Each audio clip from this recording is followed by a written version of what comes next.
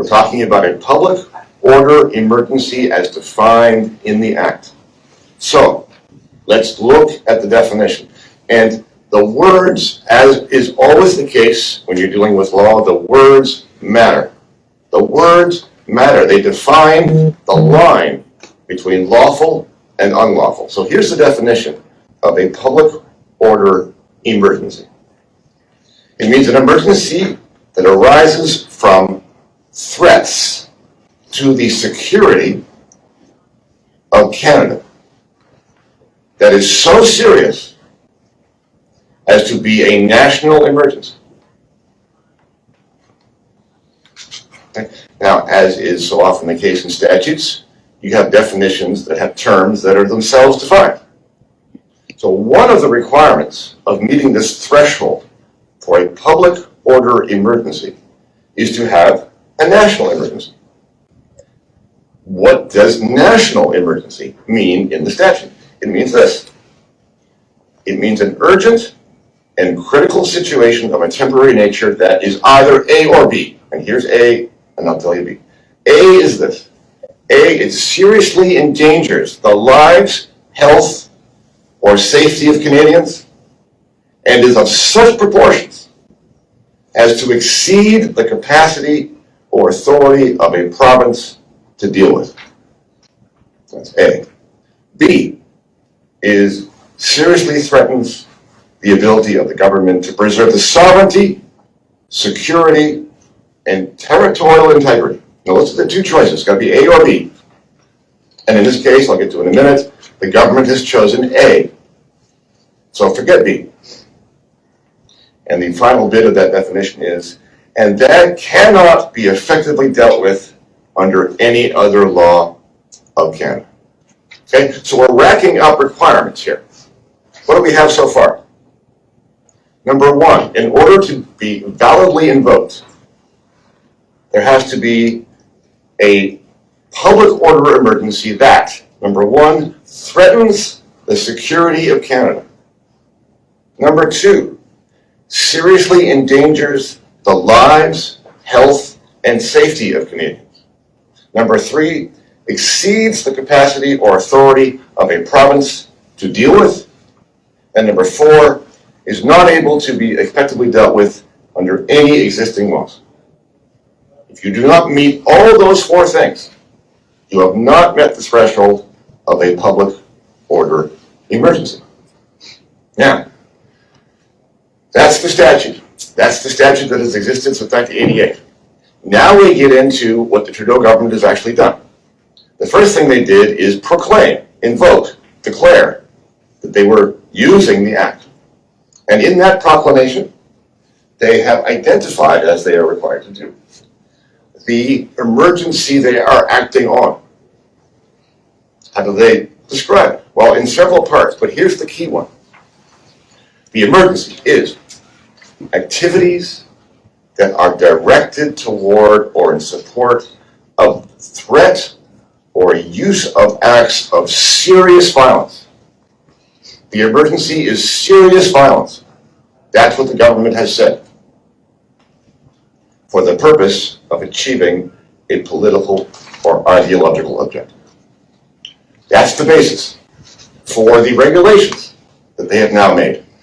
One providing for emergency measures on the ground, and one providing for economic measures, like freezing of bank accounts. So the question is this: is that a valid invocation of the Act? Well, just this morning, in response to a report, the Minister of Public Safety was asked what the basis was, whether or not they had intelligence about the violence or the weapons. Because after all, keep this in mind, there has not been any violence in Ottawa from the convoy. There has been no violence. And so there must be some kind of evidence that indicates that there's going to be violence, there's going to be a threat of violence, because here again is the words.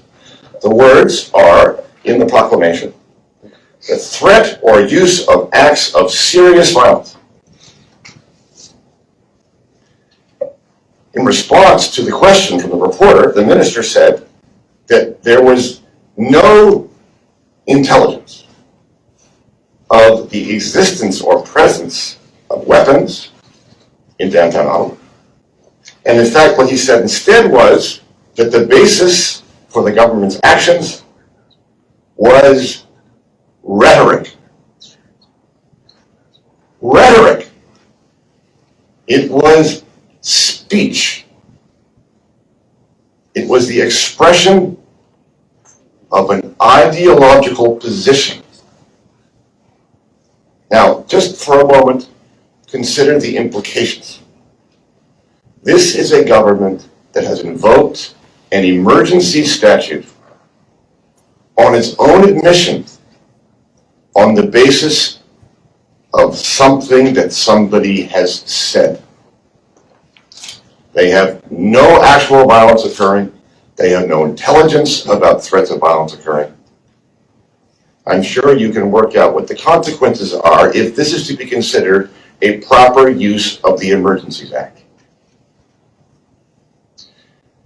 Now, let's just take a bigger picture just for a moment. I don't want to get too far into this, and I don't want to take up too much time. But just for a moment, consider this.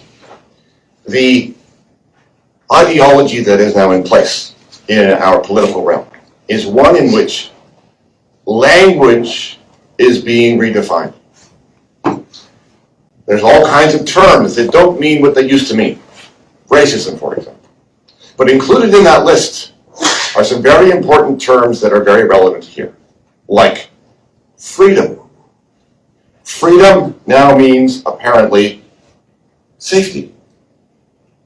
The rule of law means governments taking control of things for, quote, proper outcomes. And one of those words that have been redefined is violence. Violence can now mean words. Honking has been called violence. And they now are taking that literally. They have said they're proceeding against violence, and what do they have? They have words. They have rhetoric. They have an expression of a political position. And it is that rhetoric, it is that political position that they are afraid of. And that constitutes the emergency.